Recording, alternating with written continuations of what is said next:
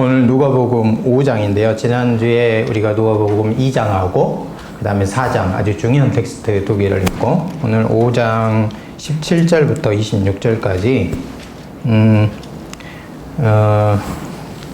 우리 주님의 지상 사역시 그분이 가지셨던 권세를 엿볼 수 있는 부분인데요. 한번 같이 읽어보겠습니다. 17절부터 26절 저와 같이 교독하겠습니다. 마지막 절은 같이 읽을게요. 하루는 가르치실 때에 갈릴리 각 마을과 유대와 예루살렘에서 온 바리새인과 율법 교사들이 앉았는데 병을 고치는 주의 능력이 예수와 함께 하더라.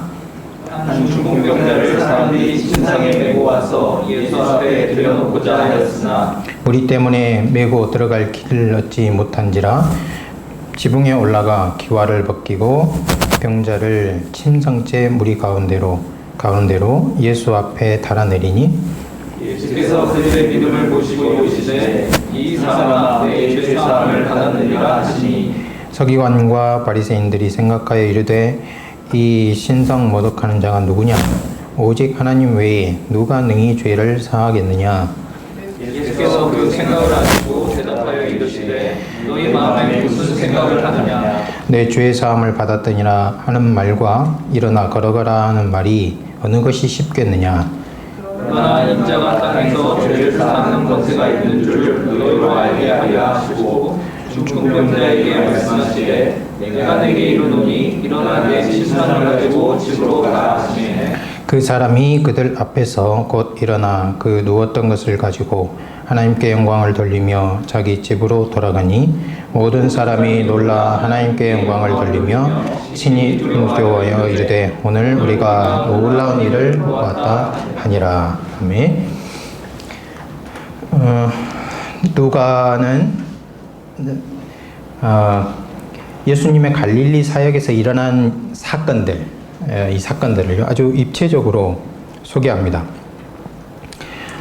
오늘 누가복음 5장 17절부터 26절까지 읽었는데 그 앞에 부분과 그 연결해서 한번 생각해 보면 어떤 사건은 공간과 연결시키고 어떤 사건은 시간 속에서 보도를 합니다.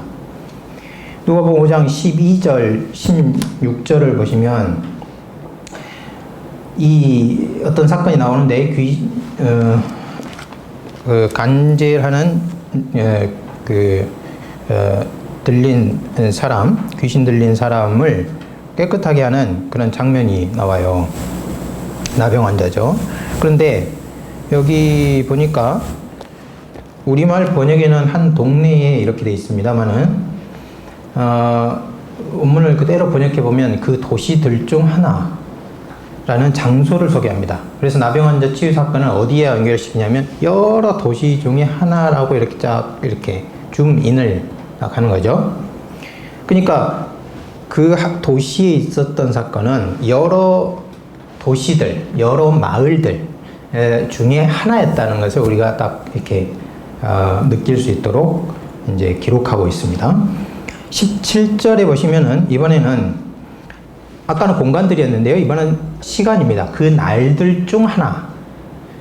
그 날들 중 한 날. 그렇게 연결을 하면서 그날의 중풍병자를 치유하는 그런 사건을 이제 기록합니다. 그런데 중풍병자 치유 사건은 이것뿐만 아니고 매우 독특한 점이 있어요. 이 사건은 치유 자체에 초점이 있는 것이 아닙니다. 이 사건의 목적은 중풍병에 걸린 사람, 당사자죠. 그 당사자 한 사람이 주인공이 아니라 중풍병에 걸린 사람과 네 사람이 동시에 주인공입니다. 그러니까 이제 우리가 지금 아는 것과는 많이 다른 형태의 주인공을 설정을 한 것이죠.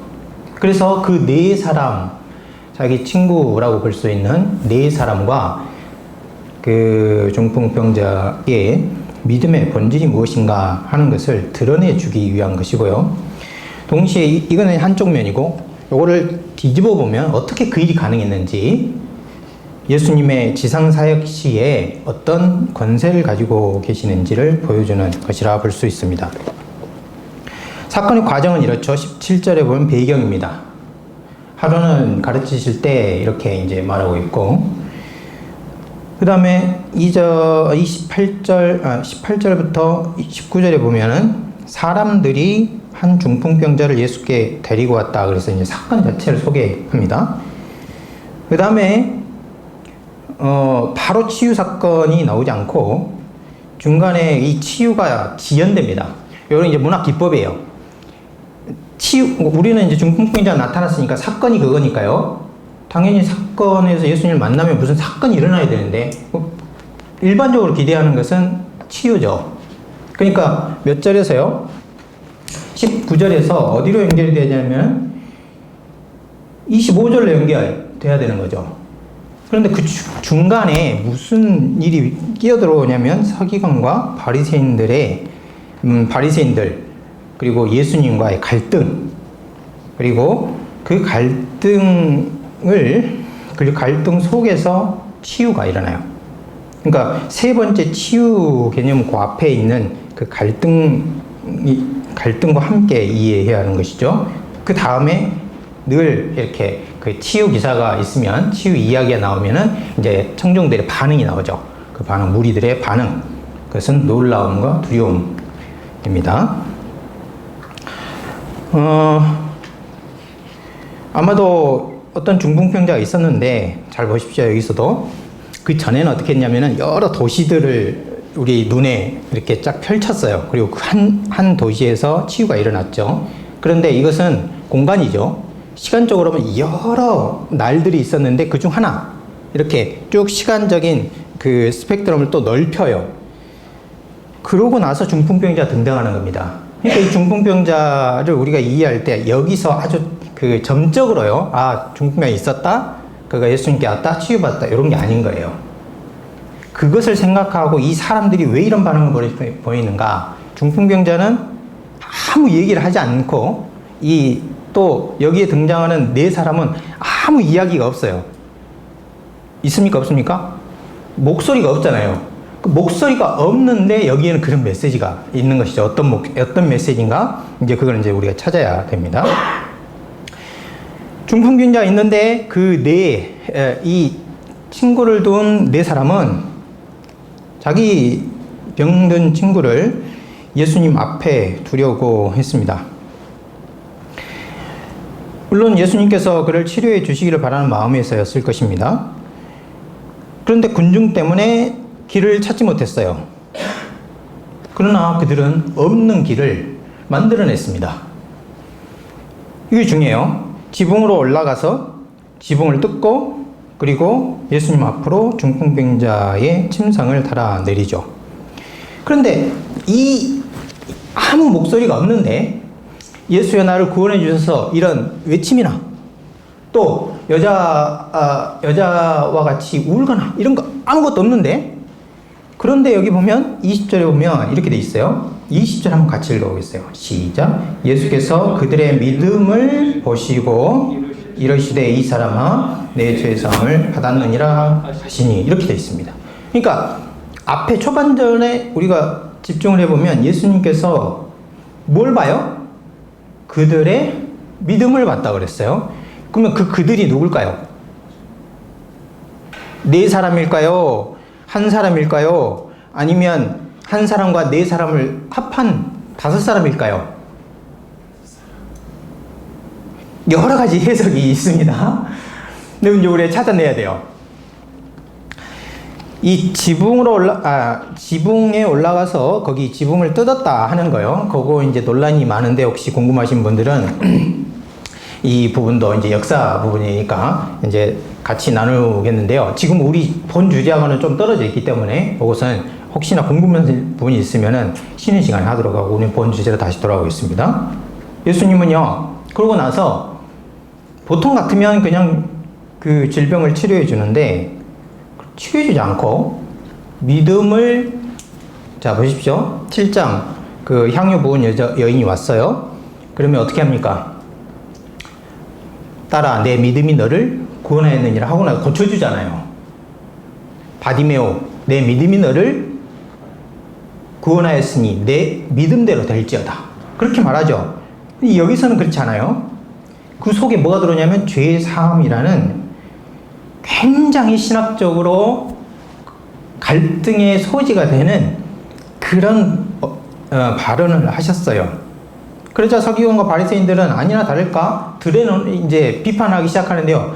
마치 여기 이제 글을 읽어보면 이렇게 처음에는 외부 정경이었다가 요 외부 정경을 놔두고요. 그 사람들이 행동하는 걸 보고 요즘에는 그 이중창을 만들어 가지고 예를 들면 인터뷰를 하고 있으면 그 앵커하고 그 사람들 모이고 그 다음 배경을 보여주는 그런 거 있잖아요. 어제 촛불 집회도 촛불 집회 배경에 이제 사람들이 와서 이렇게 해석하고 막 그런 게 있잖아요. 마치 그것처럼 지금 4사람, 5사람이 왔어요. 예수님 앞에 있습니다. 죄 사함 선언했습니다. 그런데요, 거기 조그만한 창에 무엇을 보여주냐면 바리새인들이 서기관들의 마음을 한 창을 만들어요. 그래가지고 그 속에서 무슨 일이 벌어지는지.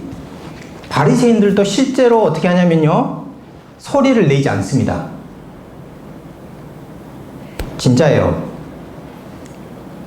여기 보면요, 바리새인들이 생각하여 이르되 그랬습니다. 예수님께 직접 항의를 한 게 아니에요. 생각하여 이르되, 그러니까 마음에서 무슨 일이 일어나는지를 지금 한창을 보여주는데, 그들의 마음속에는 지금 예수님이 신성모독죄를 범한다, 그렇게 생각하고 있는 것입니다. 문제는, 자, 아무도 말하지 않았어요. 서기관들이 그런 생각을 그 마음속에 갖고 있는 거예요. 그런데 몇 절입니까? 22절에 보면은 22절에 뭐라고 말합니까? 그 생각을 아시고 그리고요, 대답하여 이르되 그랬습니다. 대답이라는 것은 무슨 질문이 있어야 대답을 하는 것이죠. 이 참 희한한 거예요. 그러니까 예수님이 누구에게 지금 대답을 하는 거냐면 생각에 대답을 하는 것처럼 묘사가 되어 있어요. 그 부분은 이제 조금 이따가 이제 하도록 하겠고요. 여기서 보면은 예수님이 22절에 인식을 합니다. 그 인식하는 내용은 서기관과 바리새인 마음속에 일어나는 일을 이제 인식을 해요. 예수님이 그들의 생각을 읽으시고 난 다음에는 죄사함 선언과 일어나 걸으라 하는 선언 중에서 어느 것이 쉽겠느냐 하고 묻습니다. 그러니까 다시 무슨 대답이 있어야 되는데 없어요. 우리 요즘 현대에는 대답은 하지 않고 여러 논쟁을 합니다. 이거 병을 고치는 게 쉽다, 죄를 사해주는 게 쉽다, 아니면 둘 다 못한다, 아니면 둘 다 가능하다, 여러 내용이 많아요. 우리도 한번 토론을 할 거예요. 아무 대답이 없습니다. 그러니까 이것에 반응해서 예수님은 인자의 종말론적 사면 권세가 그 전까지만 해도 하늘에서 가능하던 일로 종말론적인 그 결정적인 날이 이르고 난 다음에야 가능한 그 권세가 지금 현재 지상에서 가지고 있다, 지상에서 실현된다 하는 사실을 주장합니다. 그리고 나서 중풍병자에게 일어나 침상을 들고 집으로 가라 명령하죠. 무리들에게는요, 문자적으로 번역해보면 자기들의 영혼이 밖으로 나간 것과 같은 당황스러움, 놀라움, 그리고 두려움이 임합니다. 그리고 생각과 상상 밖에서 일어난 일들을 보았다면서 하나님을 찬송하죠. 자, 이것이 지금 우리가 외적으로 쫙 관찰했을 때 이 사건에 대한 1차적인 이해입니다. 이걸 가지고 이제 몇 가지 포인트로 한 걸음 더 들어가 보겠는데요. 첫 번째는 예수님이 그들의 믿음을 보셨다 하는 그 측면입니다. 이 꼭지를 좀 더 자세히 들여다 볼 필요가 있어요. 예수님은 그들의 믿음을 보시고 그에게 너의 죄들이, 그러니까 죄가 단수가 아니고요, 많은 죄예요. 죄들이 사함받았다, 그렇게 선언했습니다. 어떻게 본인의 믿음이 아니고 다른 사람의 믿음으로 죄를 사함받을 수 있는가, 이렇게 질문하는 사람이 있어요. 어떤 사람이 이런 질문을 할까요? 그들을 네 사람으로 볼 경우에요. 네 사람으로 볼 경우. 이런 질문을 합니다. 그러니까 여러 해석 중에 그들을 네 사람으로 본 이런 해석을 제가 소개했는데요. 하지만 이런 것, 이 질문은 본문을 잘못 읽은 것입니다.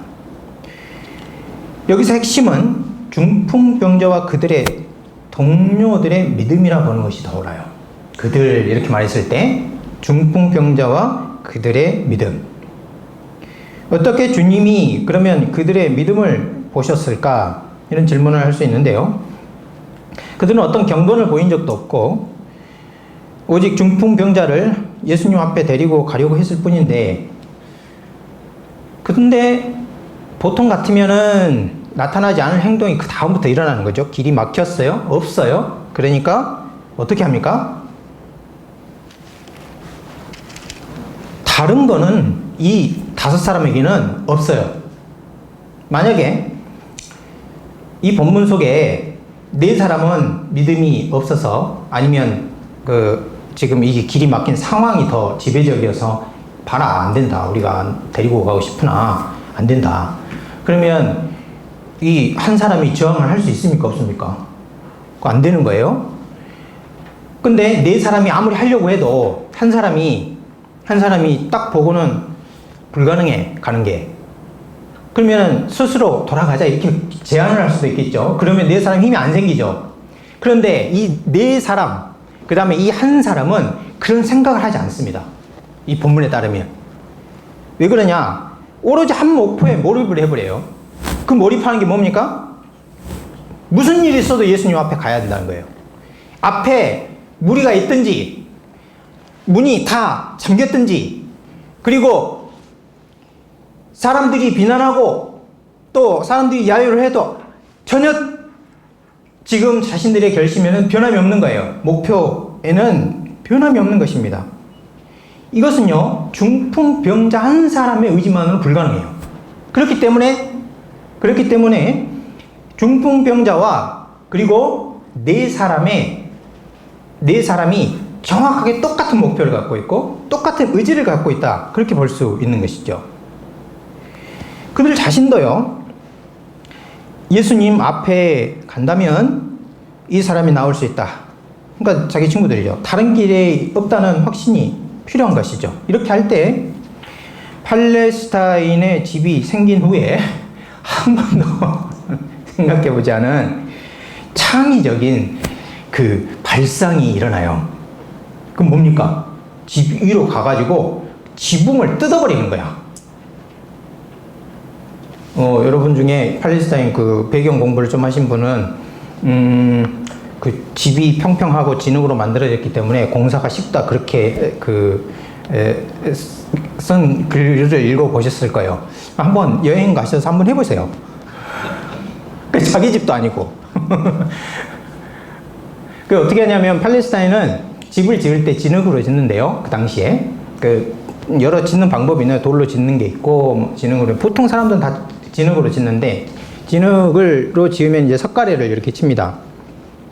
그리고 우리로 치면 이렇게 해서 이렇게 하는 게 석가래고, 이렇게 하는 게 뭐냐면은 뭐라고 부릅니까 그거를?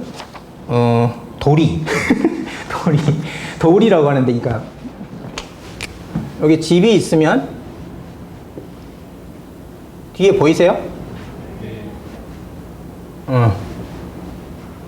이렇게 집이 있으면 요게 석가래고요, 요게 돌이에요. 여기 이제 나무로 이렇게 해가지고 요걸 받치죠. 우리 같으면 이제 줄로 묶거나 못을 치거나 그렇게 해서 고정을 합니다. 그런 다음에 여기다가 기와를 올리죠. 아니면 초가를 이제 올리든지요. 그래서 팔레스타인 그렇게 하지 않고 집을 지을 때 네모 평평하게 만들어요. 이렇게 문을 만들고요. 그 다음에 그러니까 저쪽 뒤인데요. 저쪽 뒤를 이쪽에 그려보면은 여기다가 그렇게 하지 말고 여기가 정문이라고 하고, 그 다음에 여기가 옆이라고 치면은 여기다 계단을 만들어요. 계단. 이렇게 계단을 만들어서 여기 올라갈 수 있고, 여기다가 난간 같은 걸 만드는데, 이렇게 지금 여기 뜯어야 될 건 뭐냐면은 다른 게 아니고 여기입니다. 여기 이게 석가래 돌이 단단한 나무로 고정을 시키고 그 다음에 그 위에 종려나무 가지 같은 거 이런 것들을 올린 다음에 진흙으로 된 벽돌이 있어요. 그걸 차곡차곡 쌓아가지고 만들거든요. 그렇게 해가지고 비가 한번 싹 오면은 그 벽돌들이 어떻게 되냐면 전체가 다 이어져 버려요. 그러지 않겠습니까? 흙인데 딱 그러니까 이 속에 올라가면 한 장 한 장을 레고도 아니고 뜯어내기가 어려운 거죠. 근데 또 이렇게 두꺼운 진흙으로 딱 만들어서 햇빛이 딱 오면은 마치 도자기처럼 굳어요. 이렇게 된 상황에서 여기를 뜯었다는 겁니다. 여기를 뜯었어요. 지금 이 4사람, 5사람이 하고 있는 일은 다른 것이 아닙니다. 이것을 보고 이 4사람과 한 사람의 행동을 보고 주님은 어떻게 평가했냐면 믿음 이렇게 표현했어요. 너의 믿음이 그 믿음을 보시고 이렇게 이제 말씀하셨다는 것이죠. 그러니까 믿음이 뭐냐 하는 말을 우리가 뭐냐 하는 질문을 생각해 볼 때 내릴 수 있는 결론이 이겁니다. 누가복음에서 믿음이란 자기 안에 있는 생각을 논리적이고 정연하게 경건에 관한 것을 진술할 수 있는 것이 아니에요. 또는 우리나라처럼 그 어떤 감정의 뜨거움으로 표현할 수 있는 그런 것이 아닙니다. 믿음의 핵심 요소는 의지예요, 의지. 여기서 이제 지금까지 관찰한 것을 지금 이 5사람의 행동을 통해서 관찰할 수 있는 본문의 메시지를 찾아보자면 말씀드린 것처럼 믿음은 감정이나 뜨거움이 아니고 의지입니다. 온도 문제가 아니고 의지 문제인 거예요. 엄청난 의지를 중풍병자가 가졌습니다. 그리고 그 엄청난 의지를 그 친구들이 공유했어요. 그래서 예수님은 그들의 믿음을 보시고 그들의 친구를 치료해 주신 것이죠. 그런데 만약에 이 사건이 하나였으면 우리가 이런 결론을 내기 좀 어려웠을 가능성이 있습니다. 그런데 한 사건이 아니에요. 누가복음에서는 자주 말은 하지 않아요. 그런데 행동만 묘사를 합니다. 그런데 그것을 믿음으로 표현하는 경우가 많이 있어요. 예를 들어서 이렇게 찾아볼 수 있습니다. 예를 들면 여리고성 앞에서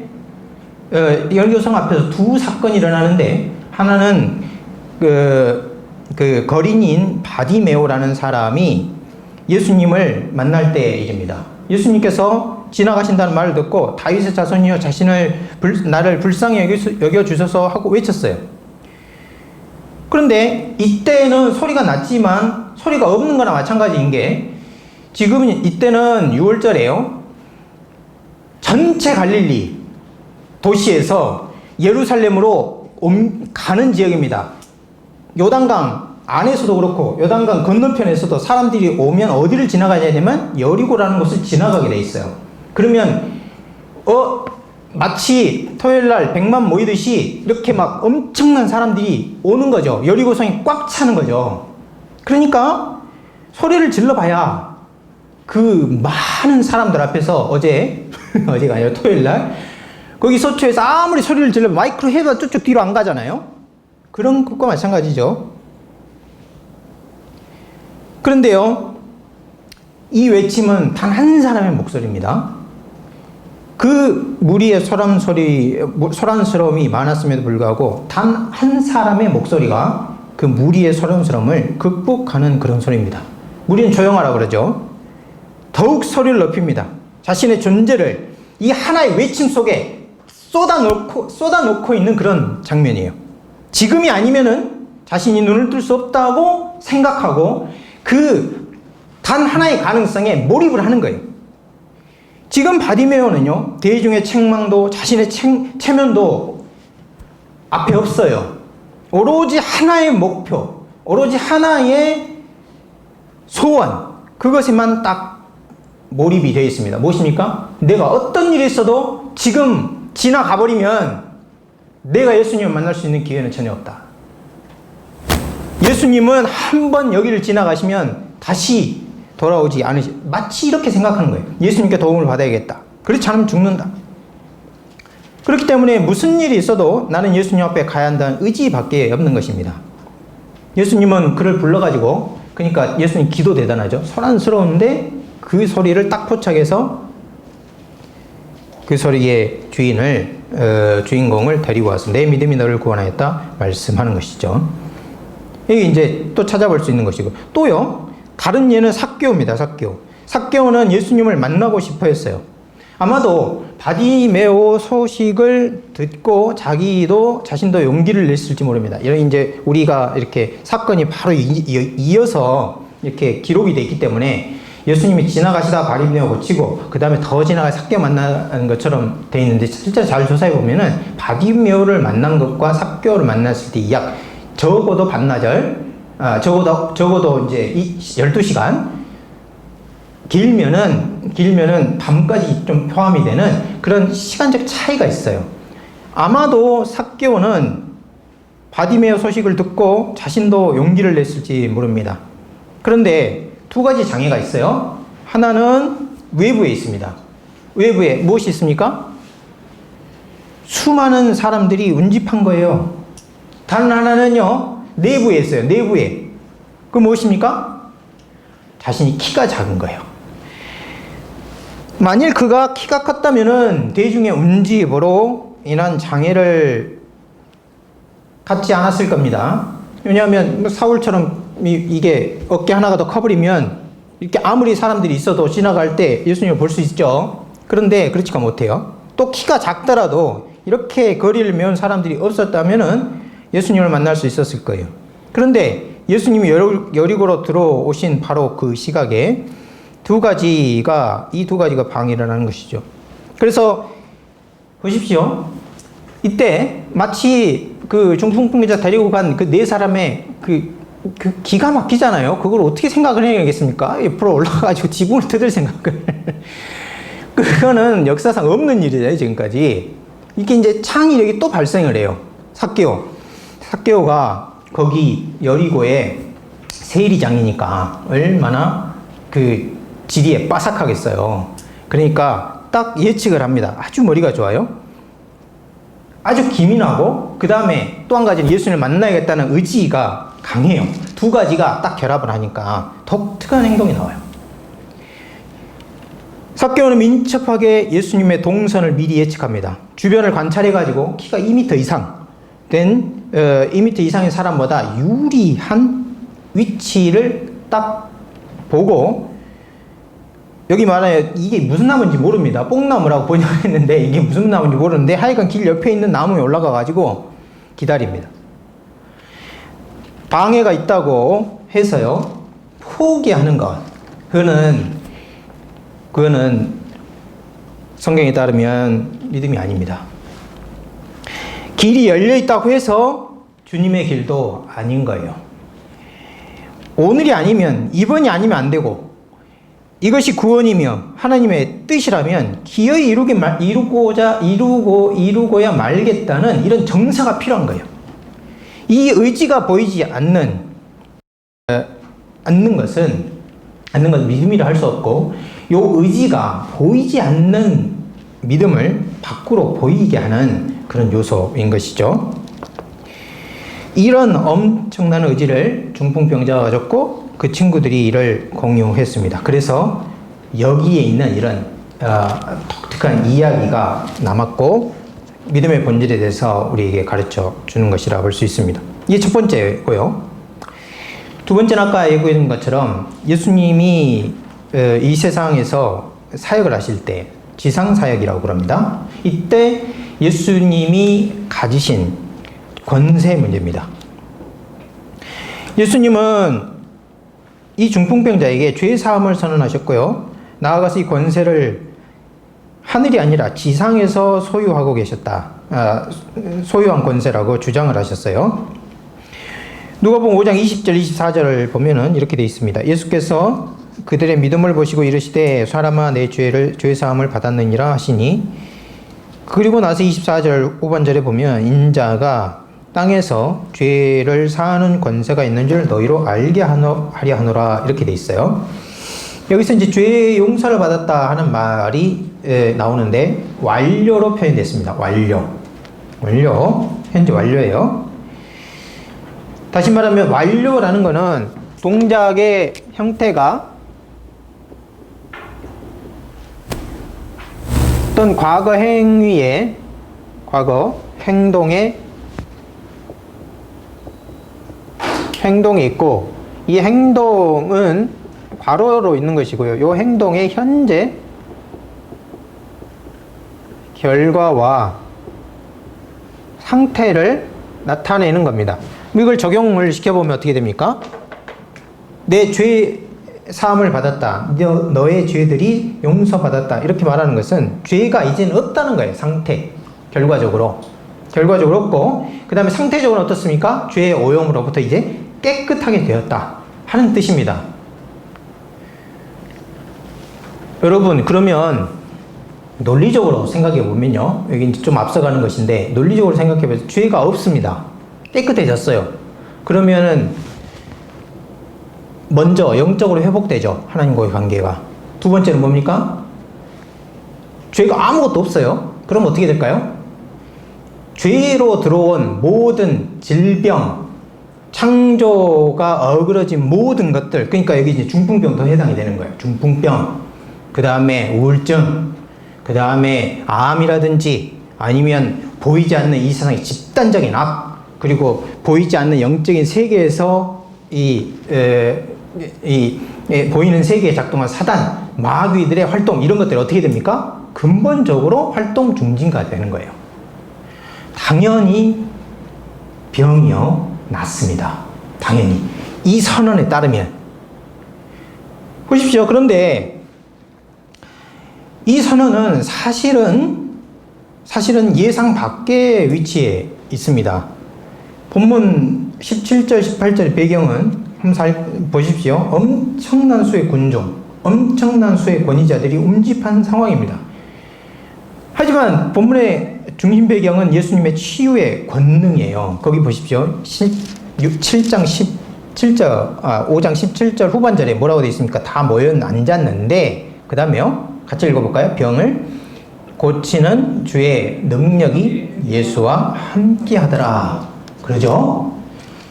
산상수훈에서도 마찬가지입니다. 산상수훈 바로 있기 전 예수님이 병을 고치는 권세가 함께해서 사람들이 모인 거예요. 근데 여기서도 마찬가지로 병을 고치는 주의 능력이 예수님과 함께 하더라, 그렇게 말하고 있습니다. 그렇기 때문에 중풍병자가 예수님 앞에 왔을 때 당시 청중들 우선적으로 중풍병이 치료될 것을 기대했을 겁니다. 현대 독자들 또한 그래요. 그런데 예수님은 그렇게 하지 않은 것이죠. 치유가 지연된 거예요. 지연되면 사람들이 궁금하게 생각합니다. 무슨 이유 때문에 치유가 지연될까? 그리고요, 그 궁금한 자리에 예수님께서 하신 일을 이렇게 딱 놓는 것입니다. 예수님은 친히 죄의 사함을 선언했습니다. 그리고 이 죄의 사함의 권세를 현재 지상사역시 바로 여기서 소유하고 있다고 주장한 것입니다. 만일요, 5장 19절에서 병을 치유하는 권세는 예수님께 있고, 한 중풍병자가 중풍병자를 사람들이 침상에 메어고 와서 예수님께 들여놓고자 하셨다. 무리 때문에 못 갔는데 지붕을 벗겨내고 예수님 앞에 놓았다. 그러고 난 다음에 어디로 24절 후반절 보면, 그러나 땅에서 인자가 죄를 사하는 권세가 있는 줄 너희로 알게 하리라 하시고, 거기까지 이제 지금 지연 속에 들어있는 거고요. 그 다음에 연결된다면, 19절 후반절에서 중풍병자에게 말씀하시되, 그러니까 이렇게 된 거예요.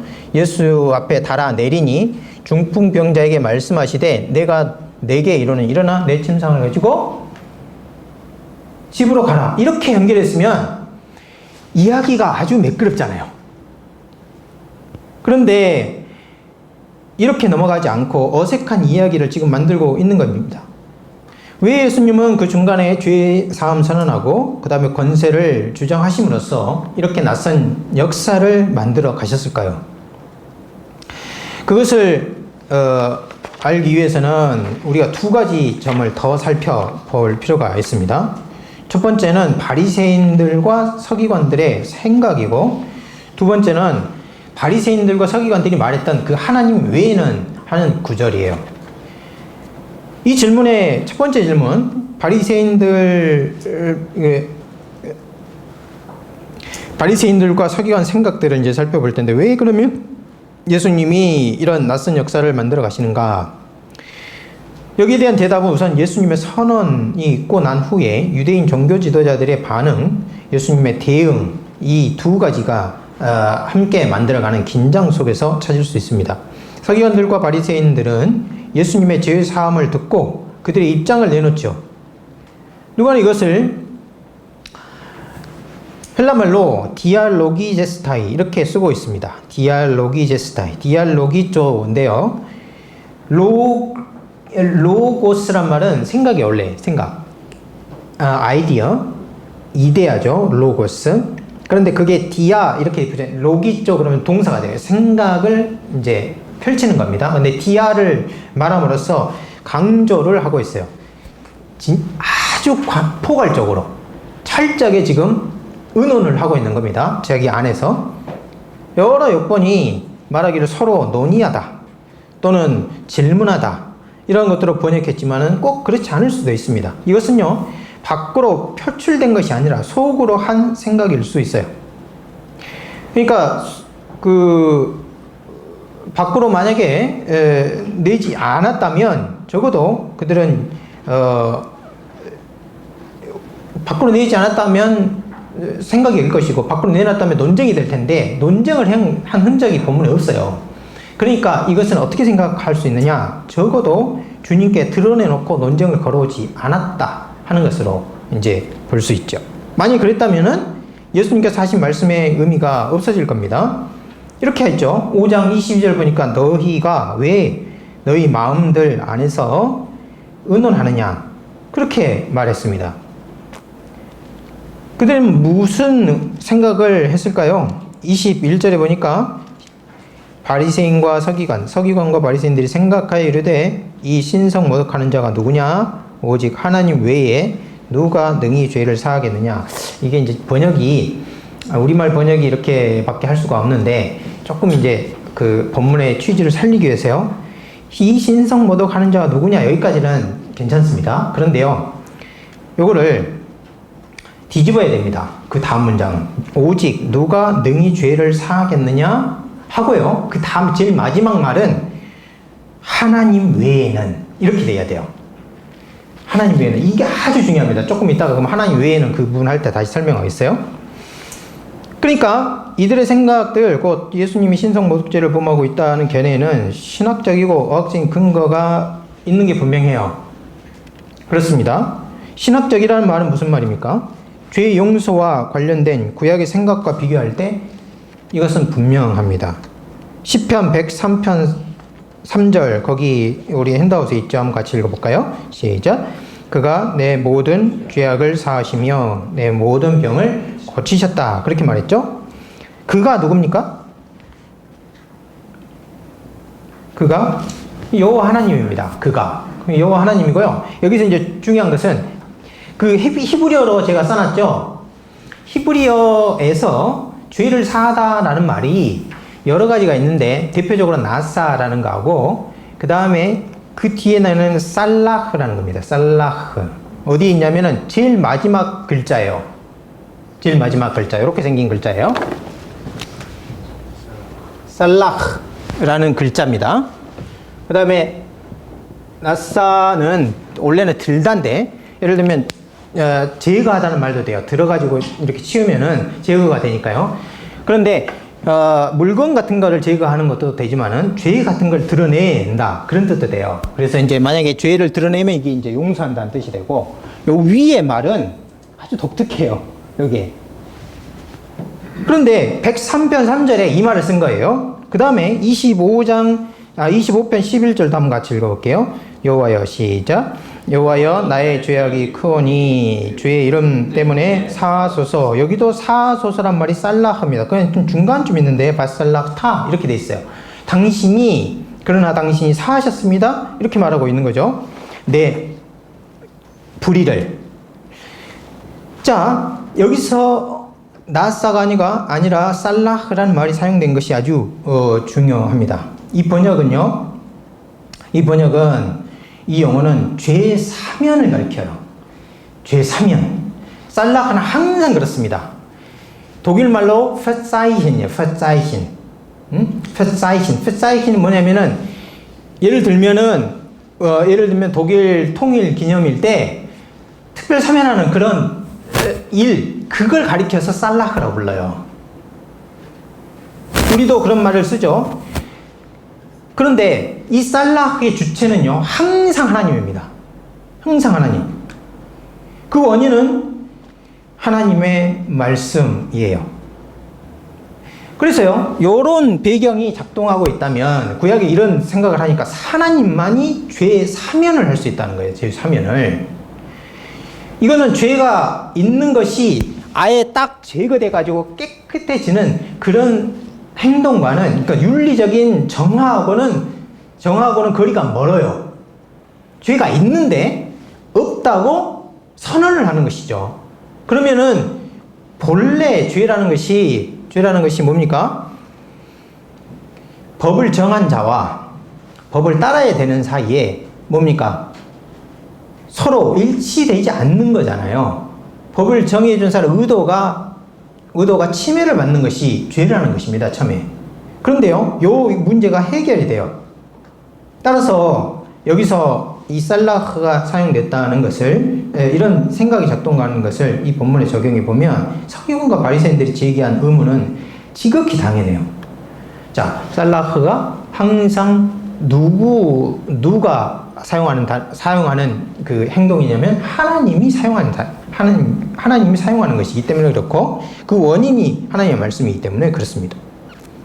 그러니까 하나님만이 할 수 있는 일을, 하나님만이 할 수 있는 말을 지금 예수님이 했다는 거죠. 그리고 이 말은 하나님의 말씀, 그분의 법에만 근거해서 할 수 있는데 예수님이 자기 권위로 그냥 해버렸다는 거죠. 그러니까 어떻게 되냐면 그들을 눈에 볼 때 한 인간이 하나님만이 할 수 있는 선언을 한 것이기 때문에 그 말 자체가 신성모독으로 받아들여진 것이죠. 나아가서 어학적으로 볼 때 근거가 있습니다. 아까는 어떤 점에서 그러냐, 신학적으로 근거가 있다고 그랬어요. 지금 서기관과 바리새인들의 말이. 어학적으로 어떤 근거가 있냐면 예수님이 자신의 죄 용서를 하셨는데 그 성격이 서기관과 바리새인들이 생각하는 하나님의 죄 용서보다 훨씬 탁월합니다. 그게 무슨 말입니까? 5장 20절에 보면은 아페온타이 이렇게 돼 있고요. 5장 21절 너의 죄들이 사해졌다 하는 말, 이것이 예수님이 한 말이고요. 21절에서는 하나님 외에는 누가 죄를 사면하겠느냐, 이렇게 서기관과 바리새인들이 말했어요. 그런데 요게요, 똑같은 말을 쓴 게 아닙니다. 우리말로는 똑같죠. 근데 똑같은 말을 쓴 게 아니에요. 처음에 앞에 거는 완료로 아피에미를 쓴 것이고 뒤에는 부정과거로 아피에미를 쓴 거예요. 그러면 뭡니까? 아페이나이는 부정과거로서 결정적인 행동을 말해요. 결정적인 행동을. 하나님은 결정적으로 죄를 사하실 수 있는 분이다, 그런 말인 거예요. 이에 비해서 그 위에 아페온타이는, 그러니까 완료로 표현한 예수님이 죄 사함을 선언한 겁니다. 그거는요, 현재적 결과와 상태를 가리켜, 아까 말했죠. 결과와 상태를. 그러니까 죄의 용서가, 죄의 사면이 완결이 됐어요. 그러면 그로부터 오는 게 무엇이겠습니까? 죄가 없는 상태는 이스라엘 백성들하고 중간계에 있는 유대인들, 그 다음에 예수님 당시 사람들도 죄가 사면되고, 그리고 죄가 아무것도 없다, 결과와 상태로, 이것은요 마지막 하나님의 오는 나라가 왔을 때 그때 이루어지는 거예요. 의와 평화와 생명을 낳아서 그 상태에 들어간다. 그런 말입니다. 그러니까 이 말은 그들이 생각하고 있는 그냥 하나님이 하나는 단회적이고 결정적인 행동만을 의도한 게 아니고 예수님은 지금 이 중풍병자에게 무엇을 선언해 준 거예요?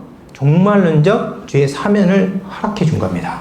그러니까 당연히 이 말을 듣는 사람들은 당연히 의구심을 갖게 되는 것이죠. 신성모독자가 아니냐. 그 다음에요, 그 위에 그 헬라어 본문에 보면은 하나님 외에는 그 두 번째 측면이 있는데 하나님 외에는 이렇게 하면서 끝나요, 질문이.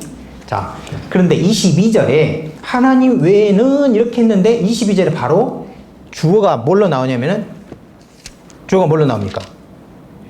예수께서 그래요. 예수께서. 이게 그 문장의 긴장감을 느끼실 수 있으세요? 이게 우리말처럼 앞으로 하나님 외에는 누가 죄를 사할 수 있겠냐. 그럼 앞으로 가버리면 예수님하고 멀잖아요, 주어가. 그런데 하나님 외에는 이런 건데 질문이 끝났어. 그런데 그 다음에 바로 주어가 예수님으로 나오는 거예요. 그럼 하나님 연장으로 예수님의 이름이 같이 이렇게 가까이 있는 것처럼 표현한다. 그런 말입니다. 서기관과 바리새인의 마지막 말이 하나님 외에는 하고 끝나요. 그런데 예수님의 다음 반응은 하나님 외에는 할 수 없는 것을 하십니다. 그것이 무엇입니까? 첫 번째, 그들의 생각과 마음속의 의논을 이렇게 이중창 띄워가지고 보여줄 수 있는 거예요.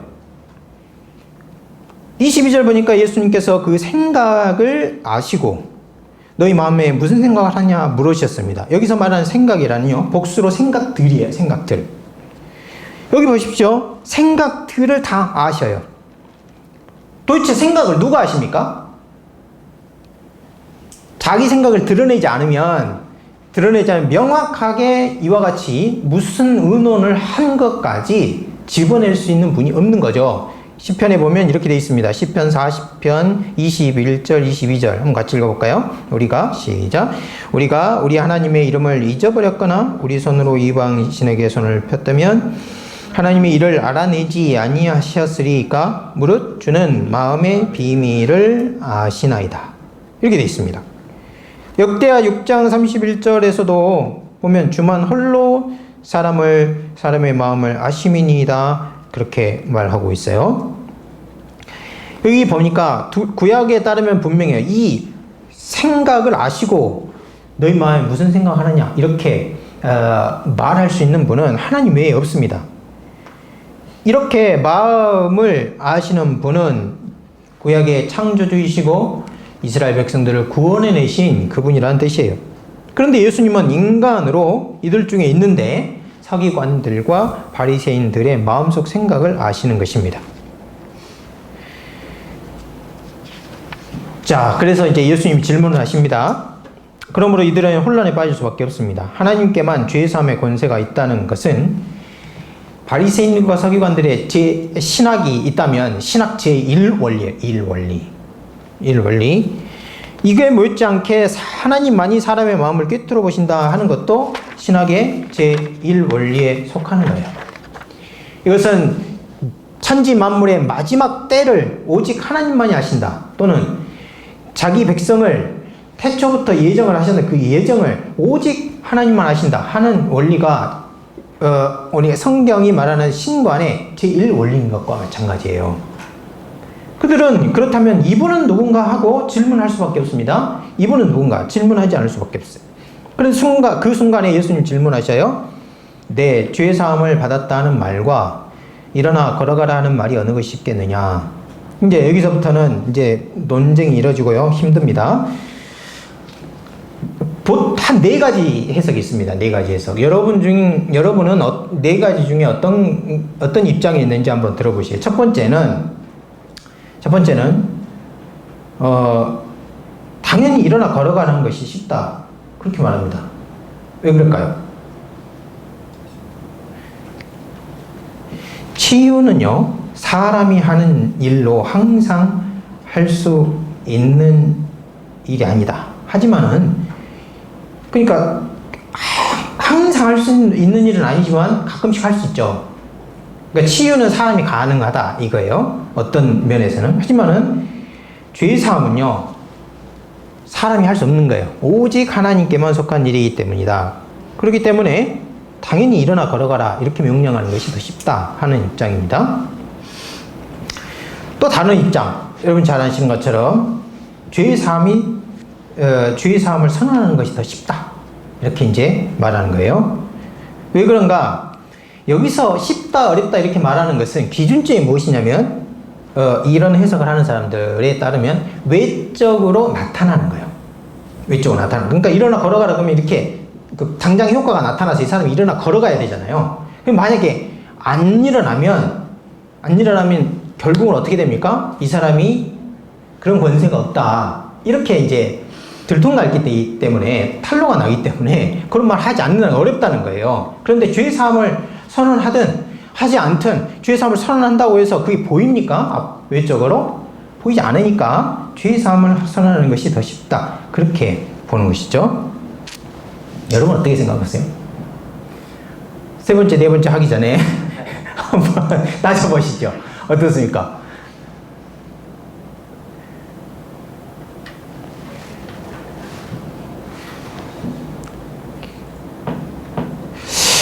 그 두 번째 기준은 맞습니까?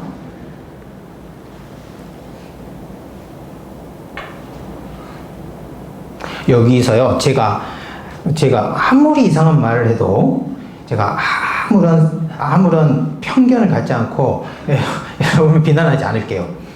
그리고 여기 있는 모든 사람들도 다 그런 마음일 줄 압니다. 그럼 생각해 보세요. 후자. 그 기준은 맞습니까? 기준? 어렵다 쉽다를 그러니까 밖으로 나타나는 외적인 현시되는 것 이것으로 판단하는 건 맞을까요?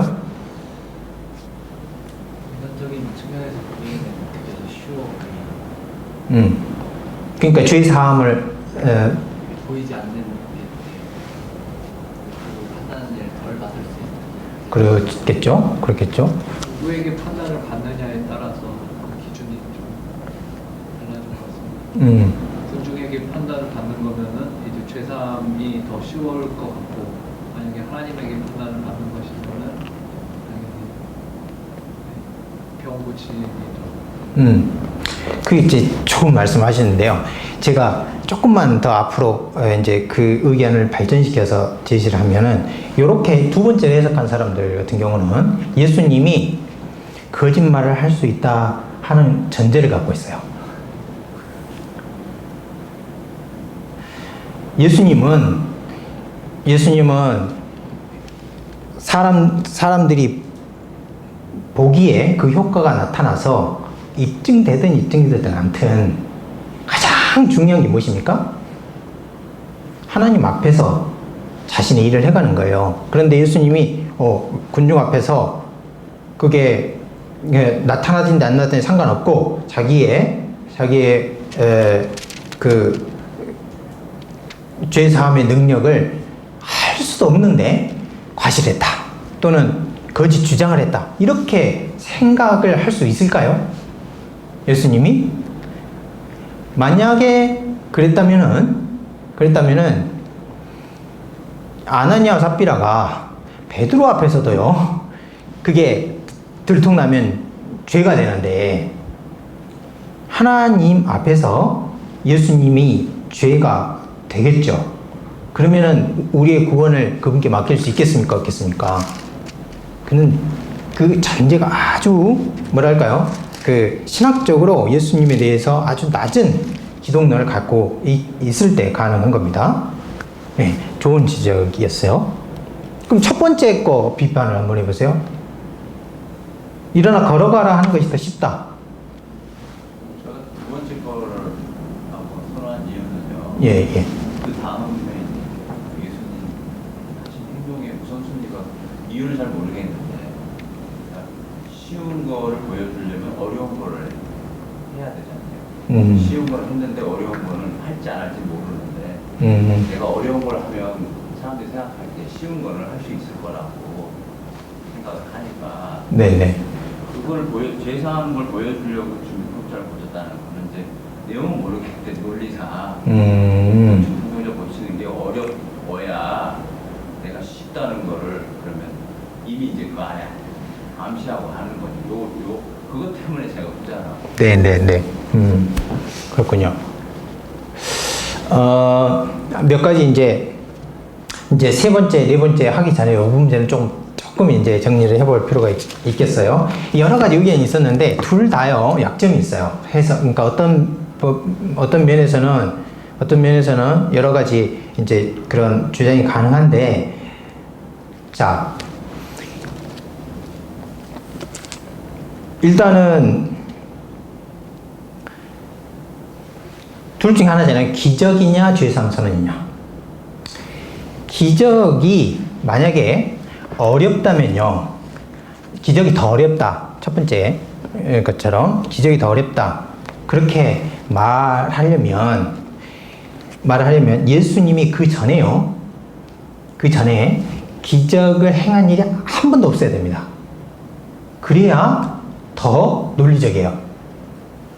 그런데 여기 보면은 17절에 보면 어떻게 됐어요? 17절 후반절에 병을 고치는 주의 능력이 주와 함께 하더라 그러잖아요. 그럼 그 집에서도 그 동네에서도 이미 있었던 거예요, 그게. 그리고 갈릴리에요, 소문이 퍼졌는데 회당에서 무슨 사람들을 가르치고 칭송을 받습니다. 그런데 이 모든 사역에 보면은 칭송을 받았을 때 사람들이 놀란 게 그분의 말만 좋아서 그렇게 했다고 보기가 어려워요. 왜냐하면 회당에서 설교하시고 그 다음에 바로 몇 번에 걸쳐서 기적이 일어납니다. 그 소문이 다 퍼져 있죠. 그럼 이런 배경에서 예수님이 이 사람한테 병 고치는 게 쉽겠습니까? 아니면 어렵다고 사람들이 생각할까요? 보십시오. 이게 규칙적으로 일어나면 이게 법칙처럼 여겨지지, 어쩌다 한 번씩 가끔씩 일어나는 어려운 일로 생각이 될까요? 안 될까요? 지금 이 상황에서는 그게 어렵습니다. 그 다음에 이게 첫 번째 견해에 대한 반박이고요. 두 번째 대한 반박, 아까 말한 것처럼 그 기적이 나타나는 거, 그것을 사람들에게 보여줄 수 있는 것, 그러니까 그 말을 하는 권세가 예수님께 있다 하는 것을 증명해야 하는 것이 기준으로 작용할 수 있느냐 하는 것이죠. 만약에 죄 사함을 선언하는 것이 더 쉽다, 이렇게 이제 말했으면 아까 말한 것처럼 외적인 증명에 관한 이런 여러 가지 그 생각을 고려해야 되는 것입니다. 자, 그래서 첫 번째, 걸어가게 하는 것이 더 쉽다, 이렇게 이제 말하는 사람이 있고, 두 번째로는 죄의 사함을 선언하는 것이 더 쉽다, 이렇게 말하는 사람이 있었어요. 세 번째 견해는 뭐냐면은 둘 다 불가능하다 입니다. 둘 다 불가능하다. 세 번째 견해는 그래요.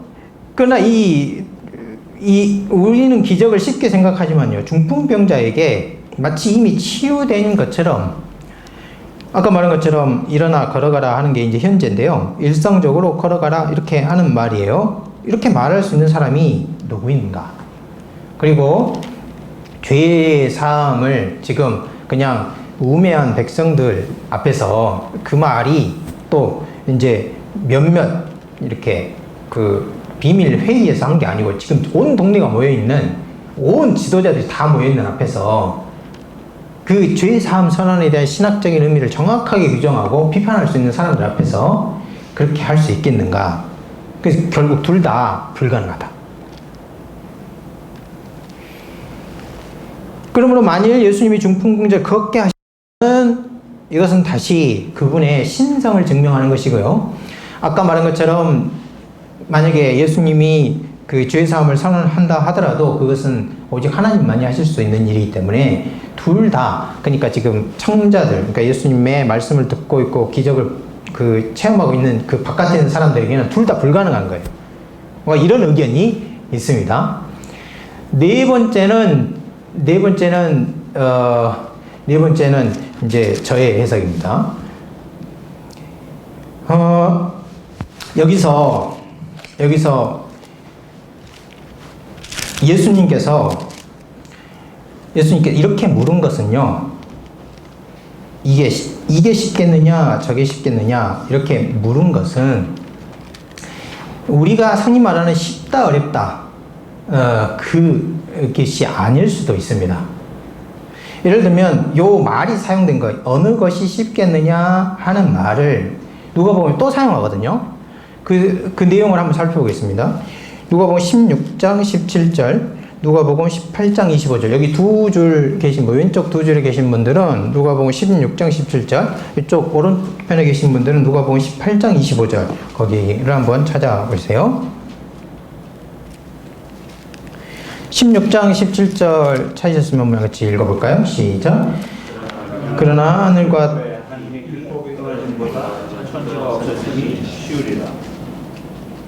여기 보니까 문자적으로 번역하면 이래요. 하늘과 땅이 사라지는 것.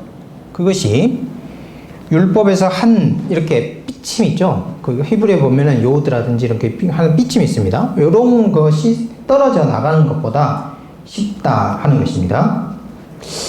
요걸 한번 기억하고 계시고요. 18장 25절 거기도 한번 읽어보겠어요. 시작.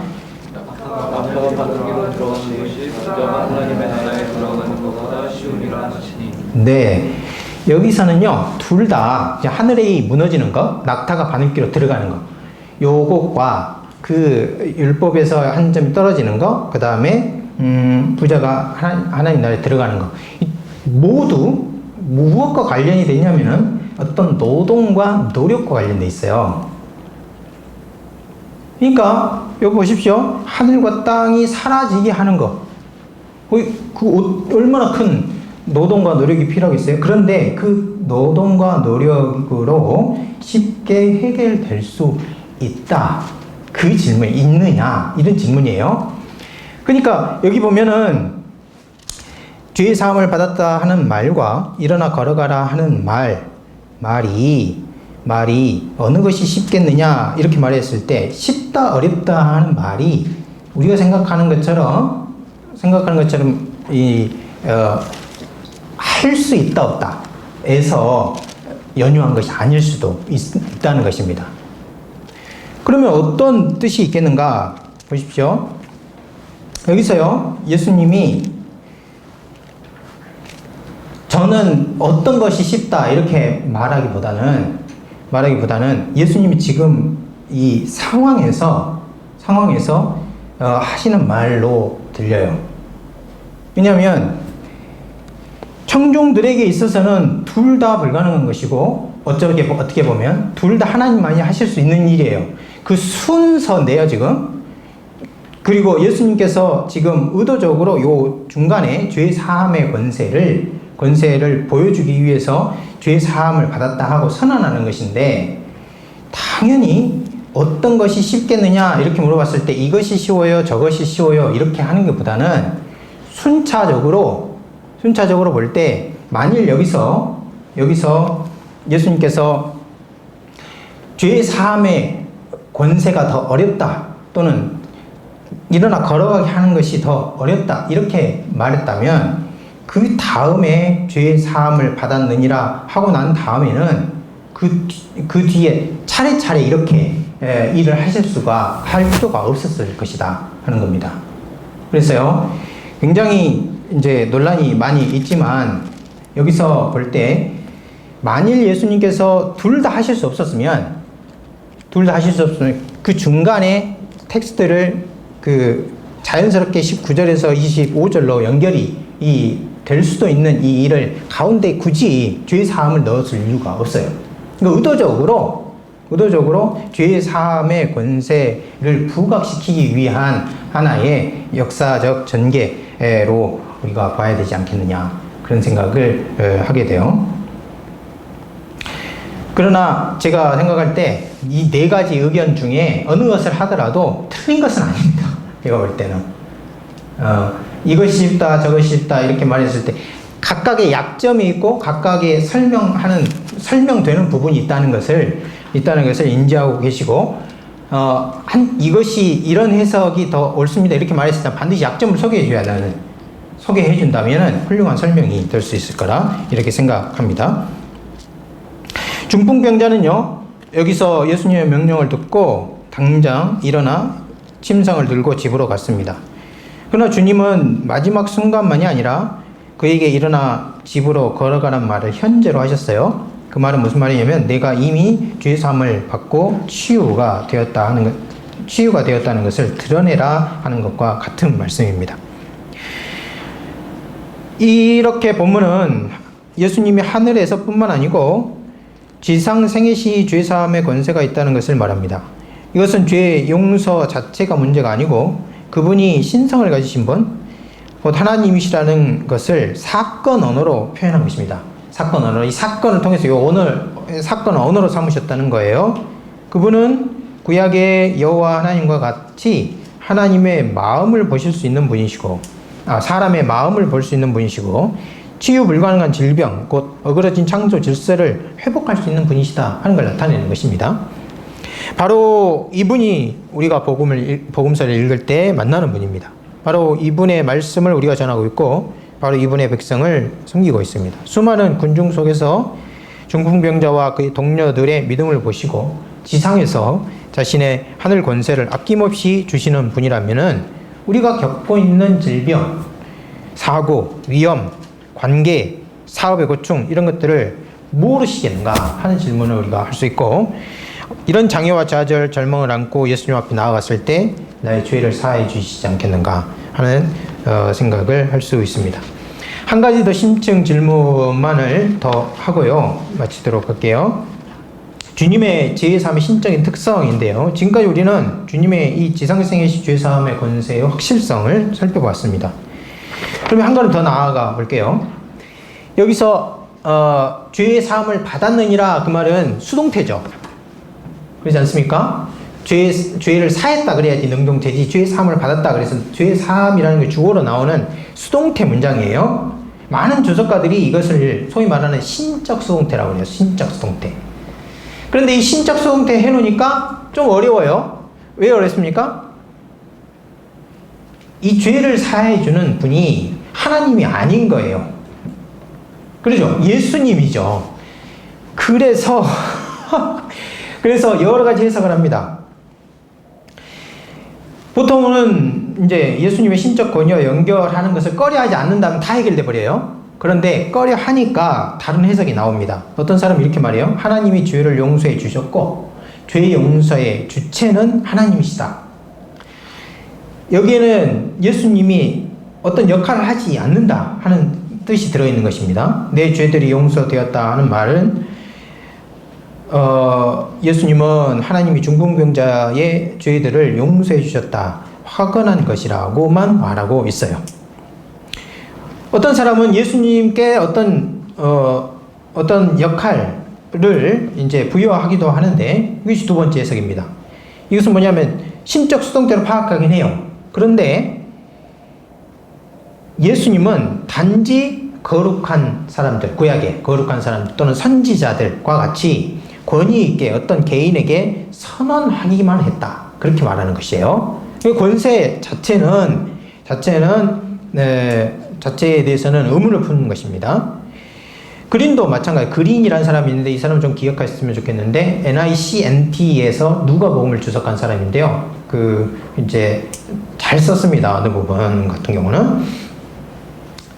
이 그린이라는 사람은 앞에 두 사람보다 훨씬 이제 나아가지만 예수님은 하나님에 의해 권위를 부여받은 분으로서 하나님을 대신하여 죄의 용서를 선언하셨다, 그렇게 말합니다. 이 말이 무슨 말입니까? 예수님은 하나님의 대리자란 말이에요. 대리자. 그렇지만 요 세 가지 해석에서요, 이것은 구약의 선지자나 거룩한 이들 또 하나님의 대리자로서 한 말이라고 볼 수 없습니다. 이것은 예수님이 지금 죄사함을 선언하실 때는 예수님이 자기 권세로 선언한 거예요. 24절에 보니까 인자가 땅에서 죄를 사하는 권세가 있는 줄 알게 하려 함이라 명시적으로 말하고 있어요. 여기서 이제 중요한 점은 이 점이에요. 여러분 생각해 보세요. 구약에서 하나님이 죄를 용서하실 때 죄를 용서하실 때 기본적으로 무엇가 전제됩니까? 제사가 전제돼요. 제사, 그리고 다른 수단이 필요해요. 회개라든지 이런 수단이 필요합니다. 그런데 여기서는요, 죄의 사면을 하는데 예수님은 어떤 수단도 사용하지 않습니다. 어떤 수단도. 예수님은 제사라는 수단도 없이 그저 권위적으로 선포만 해요. 또한 오직 예수님은 자기 말에 근거해서 죄사함을 선언하고 있어요. 이런 것을 잘 관찰한 학자들도 있습니다. 하지만 이것을 예수님의 신성과 연결하지 못하는 것이 문제인 거예요. 예수님의 사명권은요, 구약의 하나님이 자기에게 근거하듯이, 자기가 세운 율법에 근거하듯이 자신에게 근거하는 거예요. 자신에게. 이런 점에서 예수님의 권세는 다니엘서의 인자의 권위와 맞닿아 있습니다. 다니엘서 7장 13절 14절에 보면은 네 세계 제국이 동물들로 표현이 되고 마지막에 보좌가 놓이고요. 7장 10절에. 그리고 나서 그 보좌가 있는 곳으로 인자가 구름을 타고 옵니다. 그리고 보좌 앞으로 인도됩니다. 그러면 그가 권세를 받아요. 그와 함께 그의 백성들도 권세를 받아요. 그 인자가. 그런데 거기 잘 보시면은 인자가 하나님 옆에서 권세를 받습니다. 하나님 옆에서. 구약의 여러 사상들과 비교해 볼 때 하나님 우편에서 받아요. 다니엘서가 그 말을 하고 있어요. 그런데 중요한 것은 예수님이 지금 하나님 옆에 계십니까? 하나님 우편에? 아니면 지상에 그 백성들과 함께 있어요. 지상에 있잖아요. 그런데 다니엘서에서 하나님이 하늘과 땅의 권세를 주신 그런 일들이 벌어지고 있는 것입니다. 다니엘서에서는 인자가 하나님께 가서 권위를 위임받습니다.